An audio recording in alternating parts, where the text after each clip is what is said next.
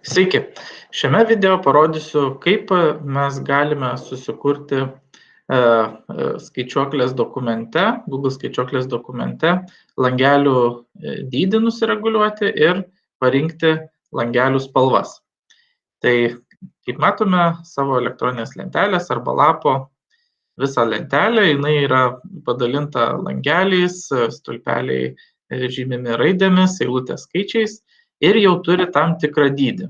Tam tikrą dydį, aišku, mes galime keisti mastelį, priartinti, nutolinti, bet iš esmės dydis jau yra parinktas, kartais jis mums tinka, mes galim tiesiog naudoti tą dydį ir nekreipti dėmesio, bet kartais, ypač formuojant lentelės vaizdą, mes norime tą dydį pakoreguoti. Tai, kad pakoreguotumėm langelių dydį, mums reikia su pele nueiti į tą liniuotę, kurioje matome arba raides, jeigu tai yra stulpeliai, arba skaičius, jeigu tai yra eilutės. Tai pavyzdžiui, jeigu aš norėčiau padidinti langelį D3, štai šį langelį, kuris yra D stulpelį ir trečioje eilutėje, tai aš iš tikrųjų turėčiau keisti arba visą D stulpelį, arba visą trečią eilutę. Vieno langelio pakeisti man nepavyks. Tai pavyzdžiui, kad praplatinčiau D stulpelį, man reikia su pele nueiti su ties riba tarp D ir E stulpelio. Tada vietoj pelės žymeklio atsiranda tokios rodiklės į kairę dešinę. Ir kai matau jau rodiklės į kairę dešinę, aš paspaudžiu pelę ir velku. Ir vilkdamas galiu padidinti, štai praplėtėm šiek tiek D stulpelį, lygiai taip pat paspaudęs galiu vilkti tą ribą į kairę pusę ir susiaurinti D stulpelį. Lygiai tas pats yra su eilutėmis, jeigu ateinu tarp trečios ir ketvirtos eilutės su pele, būtent toj pilkoj zonoj, kur yra skaičiai, ne kur patys langeliai, tai paspaudžiu ir velku, man visą trečią eilutę gali praplatinti arba pasiaurinti. Tai tokiu būdu aš galiu pakeisti dydžius. Jeigu noriu pakeisti daug langelių, kad nereiktų po vieną daryti, aš galiu tiesiog keisti iš karto keletą stulpelių arba keletą eilučių. Tai tam reiktų pirmiausia juos pažymėti. Tai kad pažymėčiau visą stulpelį arba visą eilutę, aš turiu paspausti vėlgi toj pilkoj liniuotės zonoje su pele. Pavyzdžiui, ant C stulpelio paspaudžiu ir ant C raidės ir velku iki I. Dabar pasižymėjo pas mane stulpeliai nuo C iki I raidės.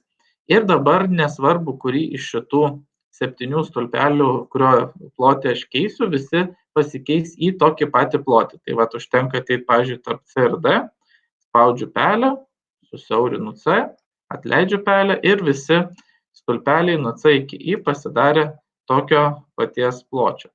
Lygiai tas pats su eilutėmis, jeigu pažymėsiu, pavyzdžiui, va čia nuo 3 iki kokios 11 eilutės ir kažkurį iš šitų, pavyzdžiui, tarp 6 ir 7 ateisiu ir 6 eilutę šiek tiek praplatinsiu, tai visos kitos eilutės irgi pasidarys lygiai tokio paties dydžio.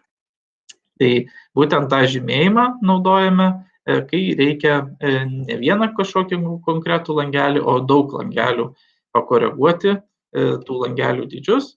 Tai tokiu atveju mes naudojame tą žymėjimą. Tai vėlgi atkreipiu dėmesį, kad visi šitie keitimai vyksta liniuotės toje pilkoje zonoje, kur yra A raidės arba skaičiai, jeigu tai yra eilutės, o ne pačioj lentelės viduje. Nes jeigu lentelės viduje bandysiu paspausti ant kažkurios ribos, tai nieko man nepavyks čia pakoreguoti.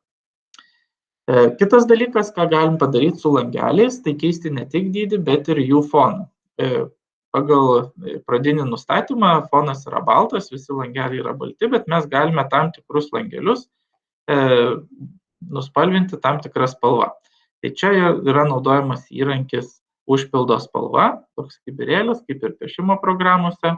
Tai pirmiausia, aš turiu pažymėti tą langelį, kurį noriu nuspalvinti. Pavyzdžiui, C3 dabar pas mane yra pažymėtas, tada spaudžiu kibirėlį ir pasirenku spalvą, kurią norėčiau padaryti šitą langelį.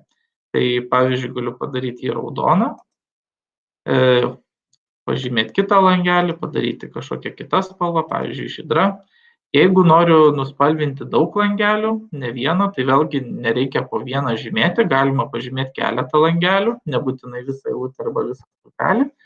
Tai tą galiu padaryti tiesiog pele, paspaudžiu, pavyzdžiui, ant langelio F4 ir neatleidęs pelės velku pelę iki to langelio, iki kurio noriu pažymėti. Atleidžiu pelę ir dabar šiuo metu esu pažymėjęs langelius nuo F4 iki J4 ir jeigu pasirinksiu užpildo spalvą, tai nuspalvinsiu visus šios langelius.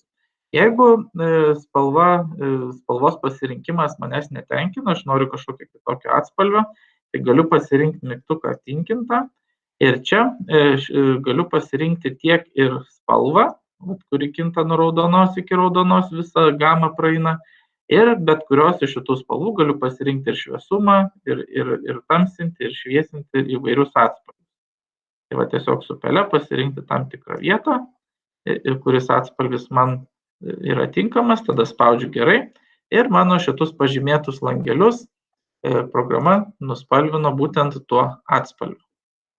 Tai tiek šioje pamokoje ir iki kitų susitikimų.